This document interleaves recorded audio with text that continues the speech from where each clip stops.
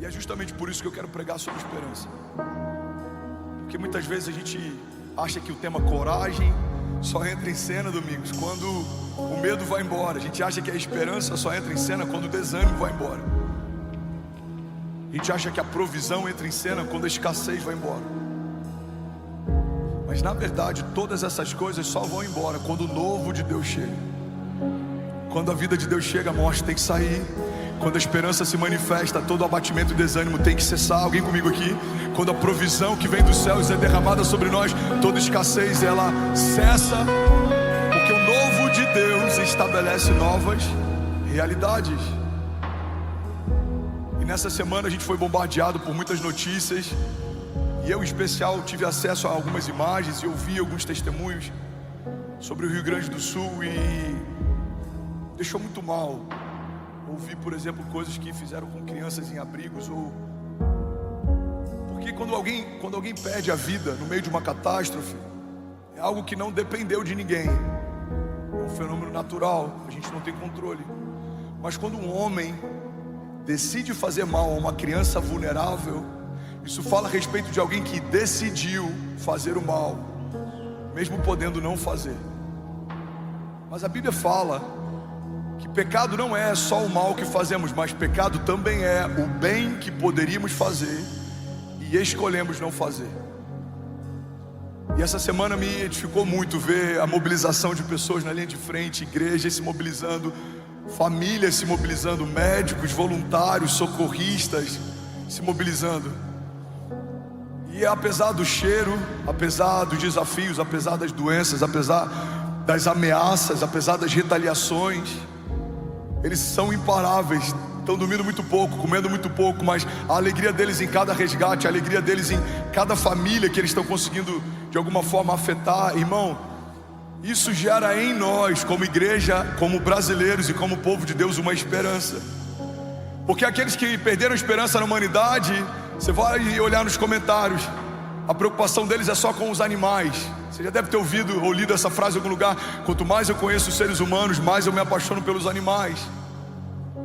Na verdade, todas as vezes que eu ouço alguém falando isso, para mim nada mais é do que o grito de socorro de alguém que quer acreditar, mas por conta de alguma ferida ou algum trauma, decidiu não acreditar. Mas nessa manhã eu vim aqui declarar: eu creio, eu tenho esperança na igreja de Jesus, eu tenho esperança no Brasil e nos brasileiros, eu tenho esperança nas famílias, eu tenho esperança no futuro, eu tenho esperança que o nosso amanhã vai ser melhor do que hoje. Alguém comigo aqui? Eu tenho esperança que os nossos filhos, eles irão mais longe do que nós fomos, os nossos filhos serão mais crentes e apaixonados por Jesus do que nós somos. Eu tenho esperança, irmão, que aquele lugar que foi tão afetado vai viver a dupla honra de Deus, que no meio de toda ferida, no meio de tudo que foi lançado sobre eles como caos, como falta naquele lugar, Deus irá fazer uma coisa nova. Alguém crê nisso aqui em nome de Jesus? E aí ontem a gente fez uma festinha de aniversário da Chloe, nossa filha caçula, ela fez 2 anos. A gente tem a Cécia que vai fazer 11, a gente tem o Ben que vai fazer 4 e a Chloe ontem fez 2 anos. No meio da festa eu recebo a notícia que uma família de ovelhas nossas, um casal, perdeu um bebê recém-nascido. E esse é o desafio do ministério. Você sai de uma festa de aniversário da sua filha, você vai orar antes do sepultamento do filho de alguém. E a gente estava no corredor, e aí chega o pai, e eu não vou dar muitos detalhes para não expor, mas me edificou muito. E eu decidi no corredor daquele hospital pregar sobre esse tema hoje de manhã, porque eu vi a esperança nele. Ele falou: pastor, a gente orou e fez tudo o que pôde, o Senhor recolheu para si. Eu agradeci pelo tempo que eu pude ser pai dele, 16 dias. E agora a minha esperança é que o meu outro bebê, que são gêmeos, ele fortaleça, ele seja curado.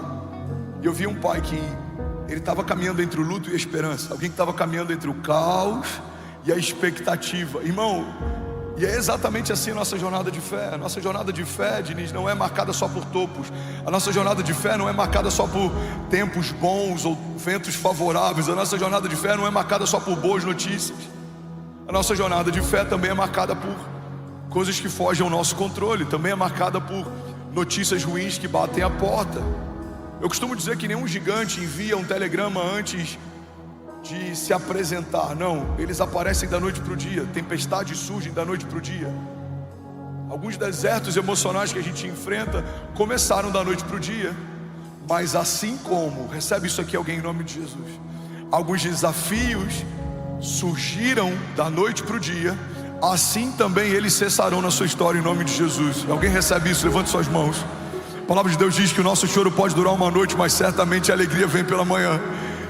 A palavra de Deus diz que o Senhor não está indiferente às nossas lágrimas. Por acaso o Senhor não recolhe cada uma delas no seu odre?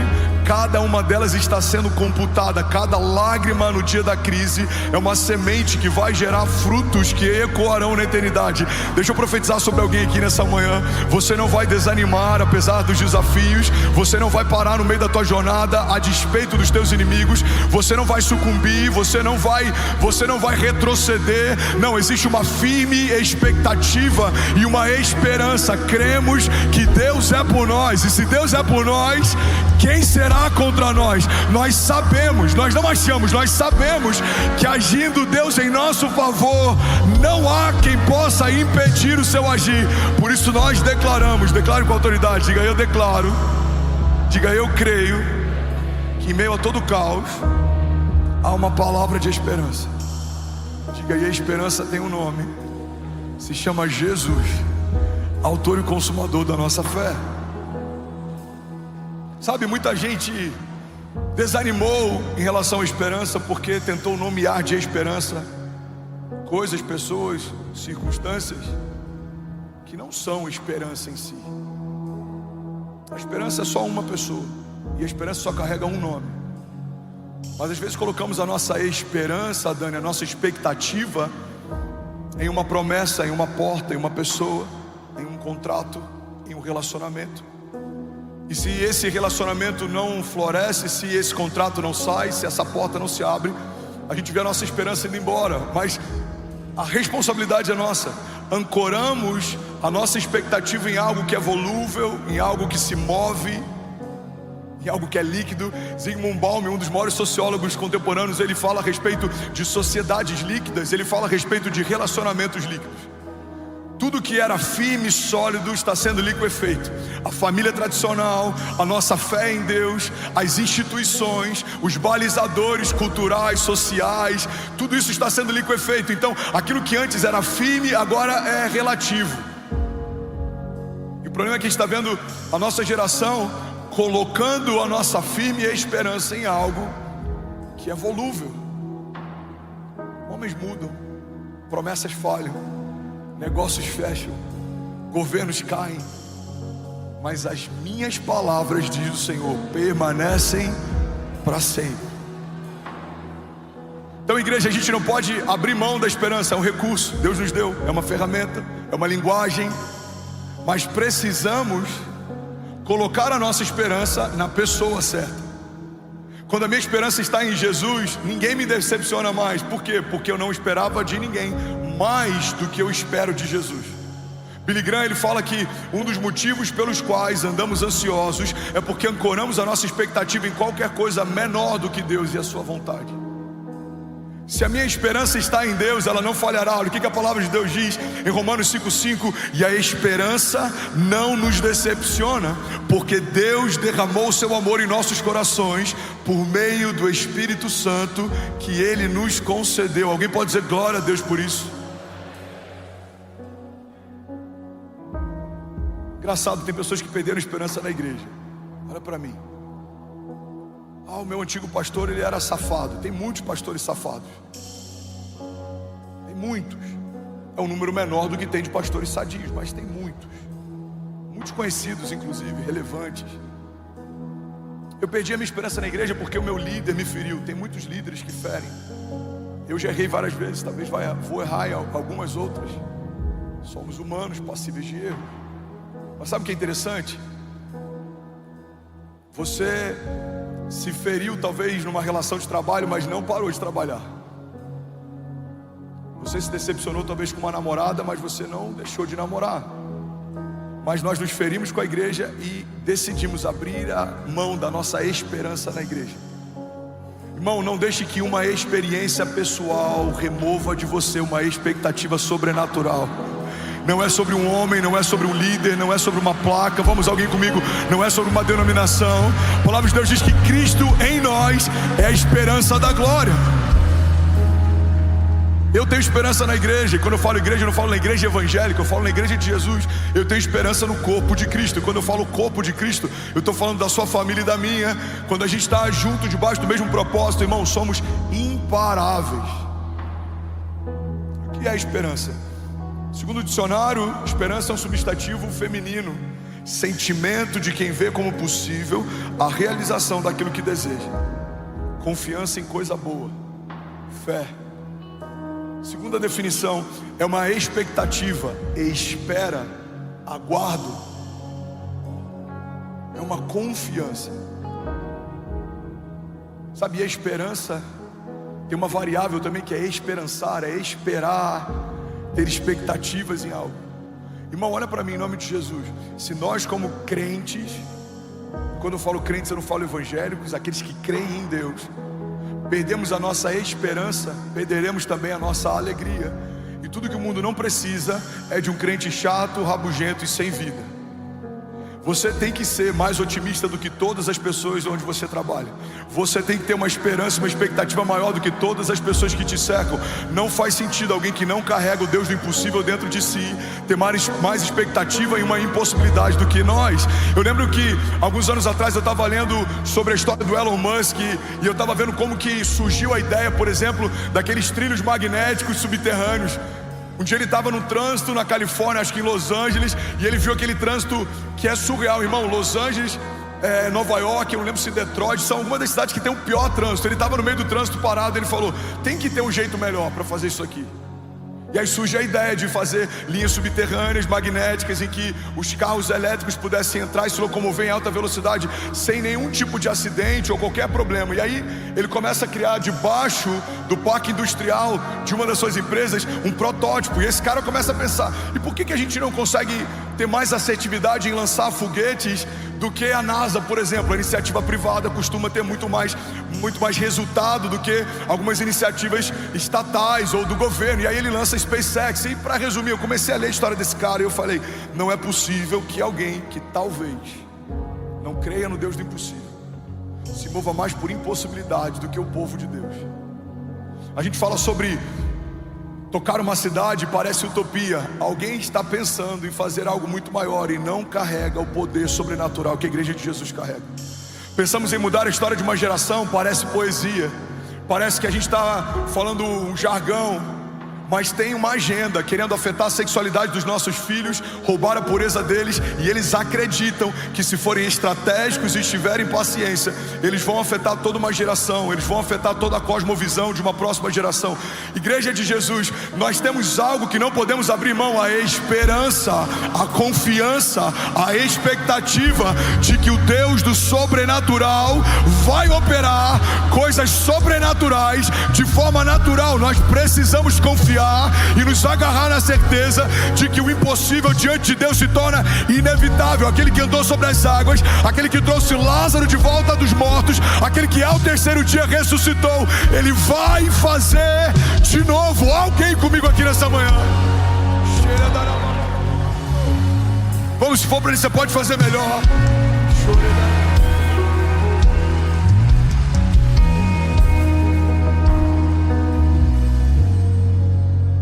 Esperança não nos decepciona. Então o que é a esperança? Fala comigo. Esperança é uma expectativa em relação ao novo. Segundo tópico da mensagem de hoje. Pastor, eu já entendi o que é esperança, mas como eu posso me mover em esperança? Hebreus 10, 23 diz assim: apeguemo-nos com firmeza à esperança que professamos, pois aquele que prometeu é fiel. Você precisa se apegar à esperança que professa, senão você vai dizer para todo mundo que Jesus cura, mas quando a doença bate na porta da sua casa, você vai ter dúvida se de fato ele é capaz de curar. Você precisa se apegar à esperança que você professa. Senão você vai dizer para todo mundo que Deus é o Deus do impossível, mas quando a impossibilidade é você que precisa, você vai ter dúvida se de fato ela vai acontecer. Precisamos nos apegar à esperança que professamos, senão a gente vai começar a ter uma fé que ela não é só teológica, mas ela se torna só simbólica, quase esotérica. Não, a gente tem que ter uma fé racional. Eu sei porque sei que o meu Redentor vive, e porque Ele vive, eu sei que os meus inimigos serão abatidos. Os que tentarem me parar serão parados. Vamos, alguém? Os que tentarem me confundir serão confundidos, porque há sobre mim a cobertura do sangue de Jesus. E eu sei que o sangue do Cordeiro é suficiente para me livrar de tudo que tente me parar, para remover toda mácula, toda mancha, toda condenação. Eu sei que aquele que não cometeu pecado se fez pecado por mim, e a partir da sua entrega eu fui feito justiça de Deus. Eu sei que os meus filhos viverão coisas que os meus olhos não viram, os meus ouvidos não ouviram, ainda não penetrou no meu coração, mas Deus prometeu que os filhos e os filhos dos meus filhos seriam abençoados debaixo de uma bênção geracional. Eu sei que toda maldição hereditária foi quebrada em Jesus, e que uma bênção foi estabelecida, e ela vai escorrer sobre geração e geração, e eles contarão as grandiosidades dos feitos de Deus. Alguém está comigo? Diga amém. Se você não professa alguma esperança, você não tem responsabilidade de se apegar a nada. Olha para mim, eu quero ser bem pastoral com você nessa manhã. Você está recebendo algo de Deus? Diga amém. Se você não está pronto a se apegar a algo, não professe, senão o que você professa é um desserviço. Se você não está pronto a confiar, nem fale sobre. Espere o processo ser concluído dentro de você, porque isso gera confusão.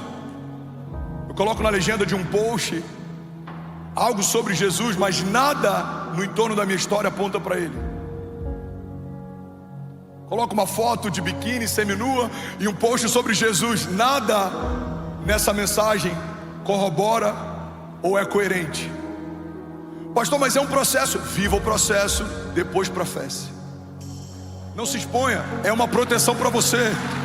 Você está comigo? Não se exponha, viva o processo. E eu estou falando isso por zelo. Olha para mim, irmão. Não é por um controle, não é por uma questão nem de moral ou conduta. Estou falando por zelo. Por quê? Porque a partir do momento que eu professo, eu tenho uma responsabilidade de me agarrar àquilo que eu professei. 2017, quando eu quase morri, a minha fé foi testada, mas principalmente a minha mensagem foi colocada em xeque. Porque na noite anterior da minha internação, eu orei por enfermos e eles foram curados. Eu preguei sobre uma fé que gera milagres. Na noite seguinte, eu estou num CTI de fralda lutando para sobreviver. Eu não tinha o direito de me abater, porque por anos eu preguei para quem estava abatido que eles precisavam se levantar. Mas se eu nunca tivesse professado isso, eu não tenho responsabilidade. Agora, se eu professo, eu preciso me agarrar àquilo que eu professei. Se eu falo que Deus é suficiente para suprir, irmão, se eu prego aqui que a visão carrega a provisão, não dá para eu apontar para a igreja uma visão que Deus nos deu e falar em algum momento que a provisão não veio. Ou eu vi errado, ou o que eu estou ensinando está errado. Porque precisamos ter mais responsabilidade com aquilo que professamos. Mas quando a gente se apega com firmeza ao que professamos, nos tornamos imparáveis. Eu vou ler de novo, Hebreus 10:23 diz: apeguemo-nos com firmeza à esperança que professamos, pois aquele que prometeu é fiel para cumprir. Você pode celebrar Jesus no seu lugar. 11.200 famílias online, Bolívia acabou de conectar. Glória a Deus. Romanos 12:12 diz: alegrem-se na esperança, sejam pacientes na tribulação e perseverem na oração. Eu vou ler de novo, olha para mim. Alegrem-se na esperança, sejam pacientes na tribulação e perseverem na oração. Aqui fala sobre alegria, paciência e perseverança. Que a esperança, ela renova a minha alma. Eu preciso estar alegre na esperança. Uma esperança que gera abatimento não é esperança. Uma esperança que me deixa angustiado não é esperança. Pelo contrário, a esperança expulsa a angústia. A esperança coloca em retirada os pensamentos de morte, de dúvida. O verdadeiro amor lança fora todo medo. Eu preciso ser paciente na tribulação. O que significa paciência na tribulação? É saber que o meu socorro vem. Eu não sei em que momento, mas eu sei que ele vem. Todos os dias abrir a janela e ver: não é hoje, mas amanhã eu creio que pode ser o dia. Não é hoje, mas amanhã, até que um dia, assim como do nada uma má notícia chegou, de repente uma boa nova vai chegar também. Você crê nisso? Um dia o médico falou: você tem que ser internado às pressas, talvez a gente precise abrir o seu coração. Mas um dia um médico também falou: você vai receber alta amanhã, você volta para casa. Um dia eu e a Kezinha recebemos, no dia 7 de fevereiro, no meu aniversário, uma carta de despejo na caixa de correio lá em Miami. Um dia eu e a Kezinha recebemos, no dia 7 de fevereiro, no dia do meu aniversário, 2 ou 3 anos depois, uma carta da imigração com o nosso green card. Então guarda isso aqui, irmão, em nome de Jesus. A Bíblia diz que no lugar da vergonha, o Senhor tem para nós dupla honra. É no lugar. Não é num lugar periférico, não é num lugar parecido, não é num lugar próximo, é no lugar. Você foi envergonhado no teu casamento, é nesse lugar que Deus pode redimir você e a sua casa. Você foi ferido na sua saúde, é nesse lugar que Deus pode restaurar a tua saúde e mudar a tua sorte. Alguém comigo aqui, diga amém. Então o que eu preciso fazer? Eu preciso me alegrar na esperança. Eu não vou me abater enquanto eu espero. Não, eu estou feliz, eu estou animado. Eu sei que o meu Redentor vive, eu sei que o meu amanhã vai ser melhor do que hoje. Eu estou alegre na esperança. Segunda chave: eu preciso ser paciente na tribulação. Está doendo, mas vai passar. Está confuso, mas vai passar. Ainda bem que eu vi Jesus. As portas não estão se abrindo, mas vai passar. Davi recebe unção de rei, anos depois assume o reinado. José recebe um sonho de Deus, anos depois o sonho se torna realidade. Você recebeu uma palavra desde o ventre da tua mãe, anos depois várias delas já se cumpriram. E as que não se cumpriram, pastor, vão se cumprir em nome de Jesus. Você só precisa se alegrar na esperança, ser paciente na tribulação. E a terceira chave: perseverar na oração. Olha para mim, eu conheço empresários que perderam tudo insistindo em uma ideia só por conta de ego. O cara dilapidou patrimônio, o cara perdeu o casamento, o cara se cansou só para não dar o braço a torcer, que não era uma boa ideia, um bom negócio. Ele perseverou até perder tudo. Eu conheço pessoas que persistiram em relacionamentos que sabiam que não eram saudáveis. No namoro só briga, angústia, choro. No noivado idem. Mas a gente acredita que uma aliança no dedo vai mudar tudo que os anos de relacionamento pré-casamento não mudaram. Em casa, um inferno dentro de casa. A gente perseverou com a ideia de que ia ficar tudo bem. Sabe o que é interessante? Muitas vezes não temos dificuldade em perseverar em coisas que nos trazem morte ou abatimento, cansaço, ruína. Mas é um desafio para a gente perseverar naquilo que traz vida, redenção, milagre. Se a gente falar sobre orar por 1 hora, parece um sacrifício. Se eu passar 20 minutos da mensagem, algumas pessoas estão em cólica.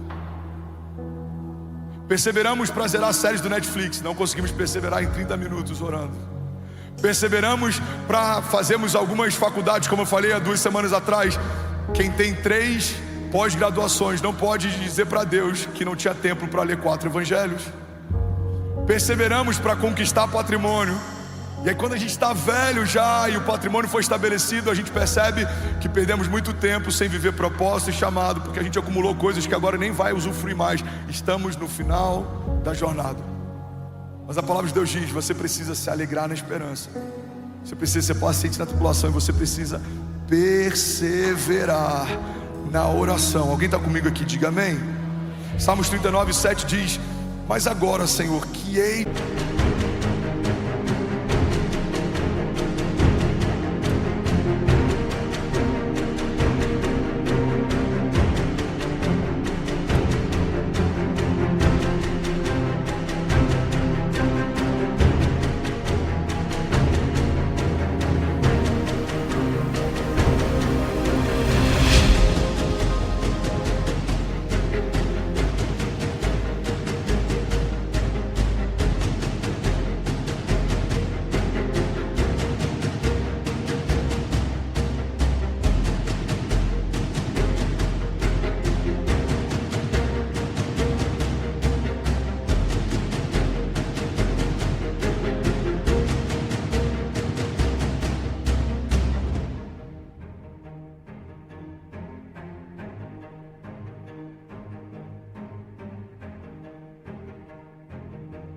aprendi a esperar. E o salmista reafirma, ele diz: a minha esperança está em ti. Você pode levantar suas mãos em nome de Jesus, feche seus olhos. Tudo bom? Você acabou de assistir uma mensagem aqui do nosso canal. Eu tenho certeza que ela te edificou e que ela vai gerar algo novo em você. E a gente separou mais 2 vídeos. Eu quero deixar essas indicações aqui para você continuar queimando com Jesus. E eu quero muito te fazer um pedido também. Se essa mensagem te edificou, comenta aqui embaixo, segue o canal, me ajuda a compartilhar para que mais pessoas sejam tocadas também. Deus te abençoe.